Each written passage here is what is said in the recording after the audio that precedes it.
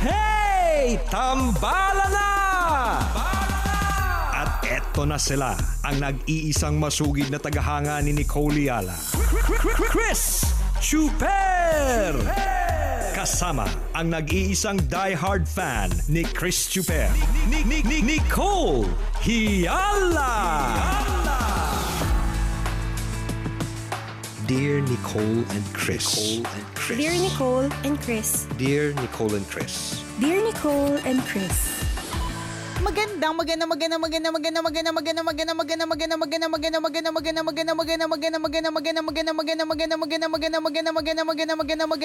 morning!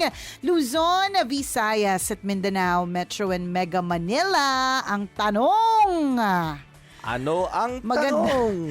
maganda nga ba talaga ang morning? Alam mo, simula kahapon partner, no? Kasi nag-umpisa na naman yung GCQ with Ginkgo biloba and Shirota strain plus molecular biology. Nag-umpisa na naman kasi may karagdagan, parang same lang. Actually, hindi naman nakakagulat kasi GCQ naman talaga sa NCR. Matagal na. Hindi naman tayo ever nag-MGCQ eh. So, wala namang difference. Except that, merong mga add-ons, 'di ba? May pabubble, Camerot, 'di ba? Yun. So yun yung ikinagulat ng lahat nung of course nung nakaraang Sunday at lalong-lalong feeling ko ikinagulat ng mga nakapag bakasyon na or nakapag-prepare Book na. Oo, Yes. nakapag-book na, Ng correct, vacation para nila. sa bakasyon. Yes. True. Yung mga cannot wait to have their vacation break, yung mga ready na ang bikini, yung mga Yan. ready na ang naka-impake na ang maleta, ganyan. Kasi ang bilis lang naman ng araw pagkatapos Tama, nito. tama. Ilang kembot na lang, Holy Week na. So, syempre, dahil nga medyo kahit papaano, nag-open up na yung tourism sa bansa. So, parang medj talaga na nakakapag-decide na to travel basta medyo malakas ang loob, 'di ba? Totoo. Hindi naman kasi lahat ay confident enough to do it basta kapag malakas ang loob at feeling mo go, why not? Ganun ang eksena. Tapos biglang ngangi. Buti na lang since ano na lang aman to partner, inano ng government. Wala namang kumbaga mandate siya ng government. Wala namang magagawa. At least magkakaroon, I'm sure may refund, rebooking na lang, yung mga ganun na lang mga eksena. Pero alam mo lang, I-educate nga natin sila. Ano ba yung mga add-ons? May add-ons ba itong garlic, sabaw? Sabaw. Tapsilugan lang. hindi. Truth. May mga add-ons po kami ngayon, di ba? Ano ba? Ewan ko na rin partner, hindi na naguguluhan ni nga rin ako sa mga eksena Alam mo yung parang ang gulo-gulo na po. Tapos alam mo, pero bottom line is, of course, ang pinaka-affected dito is yung mga kahit papano medyo nagba-bounce back na sa trabaho. Hello? Kasi partner, isipin mo, hindi na naman masyadong allowed yung dine-in. Di ba kahit papaano yung mga restaurants bukas na din. Tapos pwede na lang outside dining basta lang merong administrative and engineering kinemerut. Ano yun? Ano yun? Paano kung wala namang engineering kinemerut doon? Di ba paano Mahirap na? talaga doon yung kemerut. Oo. Actually, no isang araw nagpost ako dyan. Paano ka magkikeme kung may kemerut, di ba? Kaya nga, parang pinost ko is nakakapagod na pong makakita ng news tungkol sa GCQ Kinemerut. Tapos sabi ng isa, ano po yung Kinemerut? Ako nga, partner. Kinemerut, ano ka ba? Kapatid ni Kinemerat? Nagkemehan sila. yung mga mahilig kumeme, alam nila yung kemerut na yan. Yung mga keme ng keme, yung mga nagpapakeme at kumikeme, naiintindihan nila yan. Kaya makikeme na rin kayo, di ba? Magkemehan tayo. Ay, naku, nakakaloka talaga. Totoo yun. Nakakaloka kasi may mga, ano ba ibig sabihin ng nasa loob ng bubble? Like, yung pumasok sa top 5 ng GCQ, top 5 naman tayo ng beauty pageant. Ay, tama yung kumalat. Parang, pasok na naman po. Sino po ang pasok sa top 5? Tapos nakalagay Cavite, NCR, Laguna, Rizal.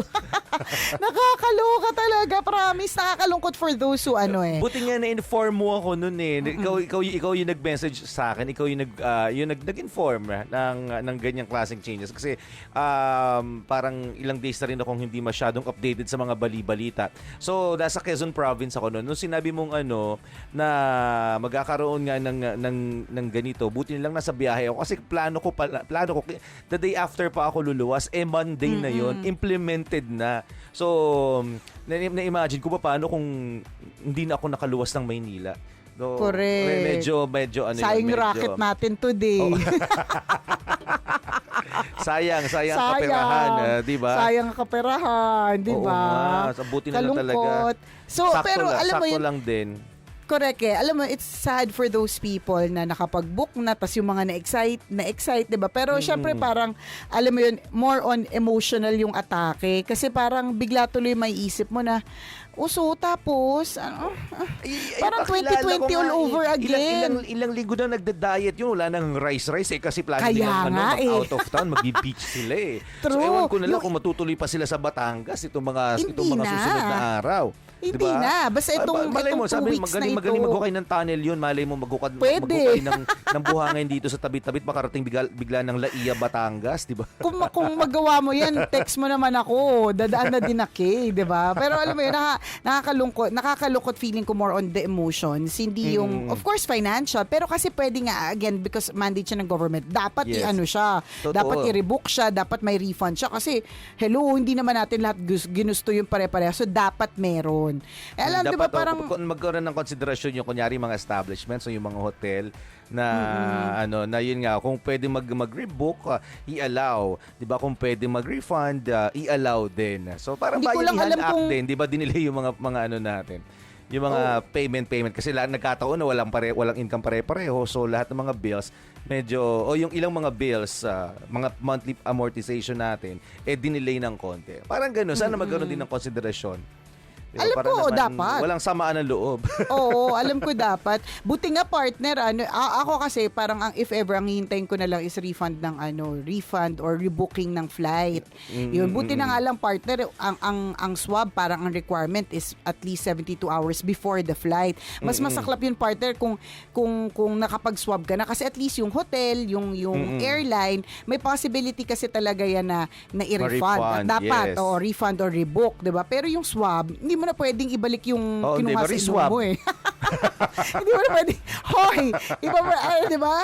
Babawiin ko ulit yung kinuha niyo sa ilong ko, di ba? Parang gano'n, hindi naman pwede. Kaya pero alam mo, like what I said, no, ang atake is more in emotions kasi parang bigla ka magtataka, tapos, parang bumalik tayo sa 2020, parang walang nangyari, partner. Parang bumalik tayo ulit sa 2020. Sobrang nag-flashback sa akin. Ito yung saktong, yung kikwento ko dapat kanina, yung saktong pagkasabi mo sa akin na na i-implement yung itong panibagong protocol natin. Yun din yung araw nagagaling din ako ng Quezon. So, paano pala kung na-lockdown ako sa Quezon Province? So, paano ang mga karakitan dito sa Maynila? Ganun din yung nangyari. Same as last year. Parang the night before, nagbabalita na bukas, malalockdown po ang Metro Manila. So, biglang nag-flashback sa akin, biglang nariwa sa akin kung paano yung di ba yung ang daming tanong, ang daming question. Teka, paano ako papasok bukas? Paano yung mga gamit ko sa office? Teka, paano yung lahat mga gano'n. So, nanariwa siya kanina. Correct. Yun yung feeling pa rin ng mga tao. Kaya sabi ko nga, ulitin ko, the attack is more on emotions. Kasi, tapos, so, paano na yung mga, alam mo yun, lalong-lalo na yung mga kahit papano nakapag-adjust na, yung kahit papano ayos na. Although 2 weeks lang naman ito. Yung 1 week pa doon ay Holy Week. So, syempre, parang kumbaga, kung hopefully naman ito, makatulong, itong ganitong eksena, makatulong sa pagbaba ng number of cases. Pero kasi, hindi naman ako taga-ATF, so ewan ko na lang mag-comment. Ang hirap din. Di ba kaya lang, nakakalungkot. Tapos, samantalang, kani-kanina lang nakita ko na yung Super Nintendo na theme park sa Osaka, Japan ay open na. Kaka-open lang. Parang after a year na hindi siya ni open kasi umabot sa lockdown, umabot sa pandemic yung opening, finally nag-open na sila. Although, hindi pa naman allowed ang international tourists kasi bawal pang pumasok sa Japan. Pero open na siya for locals. Alam mo yung parang, iba na kapag-adjust na po. Ano na?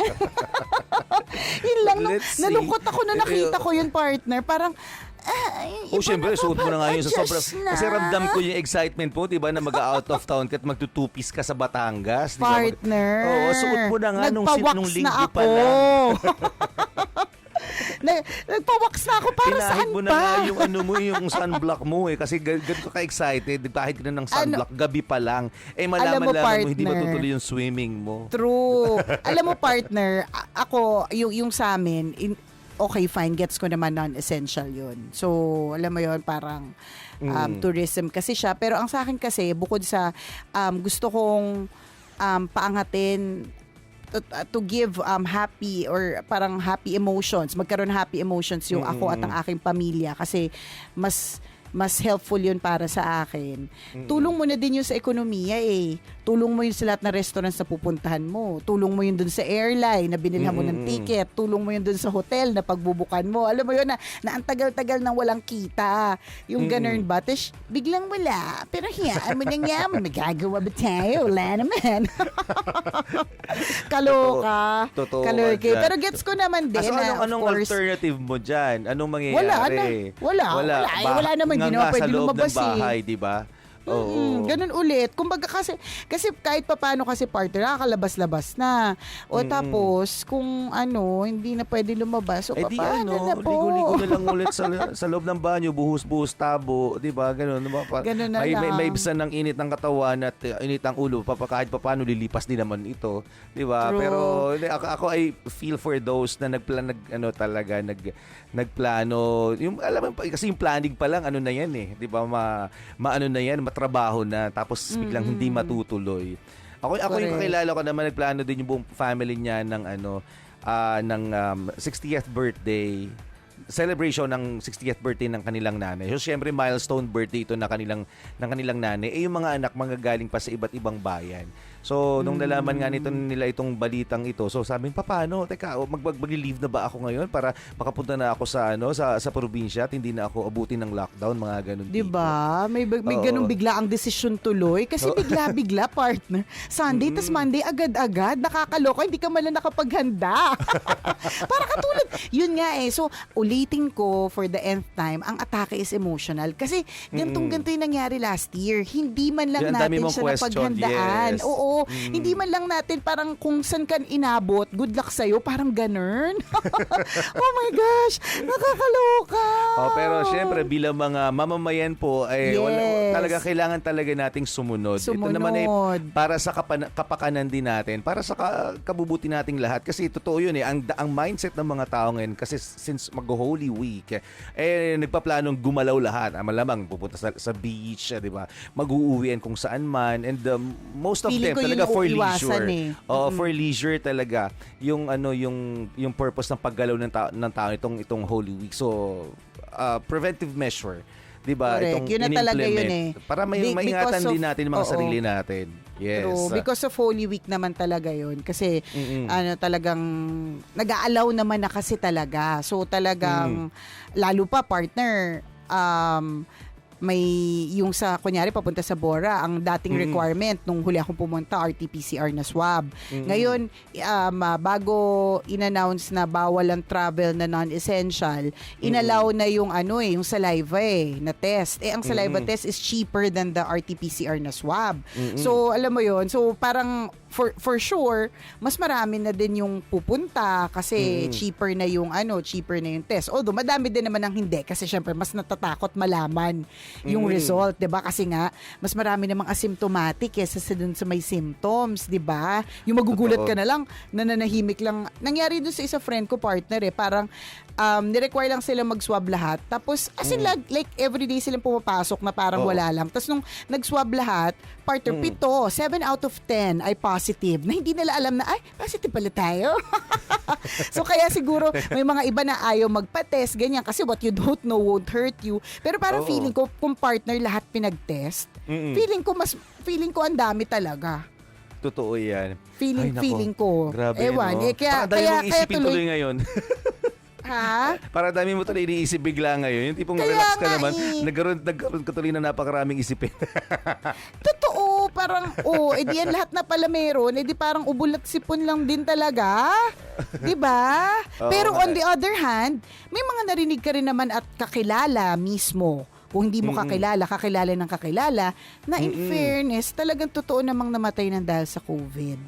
'Di ba? So parang, okay, so saan ako lulugar ngayon, 'di ba? Pero again, at tulad ng 1 year na po natin and more na pinag-uusapan sa tambalan, yes, may virus pa din. Yun lang. Siguro At kaya dapat nga tayong ulit, mag-ingat. Yun ang hindi mag-ingat pa dapat din. maging yung di mawala sa natin, sa mental list na kailangan na number one priority laman ng isip mo every time nalalabas ka, wag mawawala sa isip mo na meron pong virus sa labas at dapat tayong mag-ingat. At itong mga ini-implements ng gobyerno ay para isang paraan para maingatan tayong lahat. 'Di ba? So sumunod pa rin tayo, 'di ba? Kailangan naman talaga wala 'yun. wala namang magagawa parte kundi sumunod at Tama. magreklamo na lang sa Facebook. Oo. 'Di ba? Magreklamo Oo. na lang sa Facebook, magpatawag, daanin na lang sa tawan lahat. Naawala ako Tama. sa mga restaurant, sa mga resort, Totoo sa mga din naman establishment talaga. na na-excite na kasi unti-unti, 'di ba? Parang ganoon. Pero tulad nga na lagi din nating sinasabi, what's meant to happen is gonna happen. So talagang talagang nakatadhanang mangyari yung ganitong klaseng paghihigpit. Yan. Kasi sobrang Ganun sobrang talaga. nang nalilito ko ECQ, MECQ, GCQ, MGCQ, 'di ba? Ako hindi na ako nalilito kasi ang tagal na nating GCQ eh. Kaya nga parang nung una lumabas yung news, sabi ko pa sa asawa ko, in denial pa ako, although kinakabahan na ako eh. Sabi ko, hindi yan. GCQ naman tayo ever since, wala namang pagbabago. Sabi ko, tuloy pa rin ang travel, sabi ko. Tapos maya-maya, clarify na nila, na Oo. yun nga, yung ano mo, yung pagpunta mo sa kung saan for travel is non-essential. So, tourism is not allowed. So, ay, confirmed. Nakakaloka. May add-ons ng GCQ. Kasi, hindi siya bago yung eh. add-ons. Feeling ko nalito na naman ako dahil may add-ons. Diba? Kasi matagal na tayong GCQ. Kumbaga parang, huwag ka na magulat. Hello, nasan ka ba all your life? Bakit ngayon parang gulat na gulat ka sa GCQ? Hindi naman nakakagulat yan. Ang tagal na natin nasa GCQ. Never namang, well, for NCR ha, never pa po tayong nag-MGCQ. So alam mo yun, for ilang months na tayong GCQ, so wag magulat. Doon tayo nagulat sa add-ons. Ay, may pa-add-ons. Dati, Lactobacillus Shirota strain lang. Ngayon may add-ons na. Grabe. Ano, Pearl? Pearl o grass jelly ang add-on? Nakakalurk Ako yung paggalito ko sa kanya partner ngayon, parang nalilito ako yung ulam ko, ano yung menudo, mechado, afritada at caldereta. Naisa yung Parang itsura niya. ganon. Oo. Parang ganon. Tama, Oo, yan yung ganon. perfect na description ng quarantine natin dito sa Pilipinas. Parang, ano ba, mechado, menudo, afritada, or ano. Oh, di ba? Pag titignan Diba? mo pare-pareho lang eh. Pero pag Pare-parehas. pag nilasahan mo, ito pala yung caldereta. Ito Oo, pala yung correct. menudo, mechado at afritada. Di ba? Kaloka talaga. Ay, nako. Pero Anyways. again, huwag kalilimutan, may virus po. Kaya ingat po tayo. Alam mo, ang prayer ko lang talaga, part at prayer ng lahat, yung makasabay naman tayo. Kasi bukas na yung Nintendo World na Osaka eh. Pero alam mo yun, pero kasi first world country naman sila. Siguro wala sila masyadong utang. Yung nakakalungkot lang kasi hindi tayo makasabay. Yung kaibigan ko nga sa Australia, partner, yung asawa niya buntis. Nagda-dine out na sila, may kasama pang baby. Parang wala lang. Sipin mo yun. Nakakaiyak. Alam mo yun ka, parang, bakit ganun? Tapos tayo, it's like 2020 all over again. Oh my gosh. Ang puting, ang pulang ilaw, nasa noo ko na. So, tama na. At saka nabilang ko 5 sila. Lima, limang oh my pulang gosh. ilaw yung nasa noo mo Ay, ngayon. nako, itigil ko na iti. Ako naman nagtataka lang at nagtatanong. Nagtatanong lang naman din talaga. So, pinag-uusapan lang, di ba? Wala Nabasa ko lang ibang- naman itong ibang mga kulay.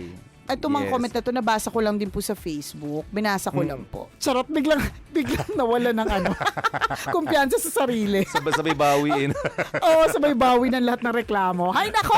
O siya, baka mamaya matuwa naman tayo sa kwento ng Mahiwagang Bornay. Susunod na po, mamayang 9:00. Muli ako po si Nicole Ayala. At ako naman si Kabyo King Chris Chuper. Na nagpapaalala, una magdasal ka para mabuhay ka. Pangalawa, mag-face mask ka para mabuhay naman ang iba. Yun. Always your number one. SM Radio Station.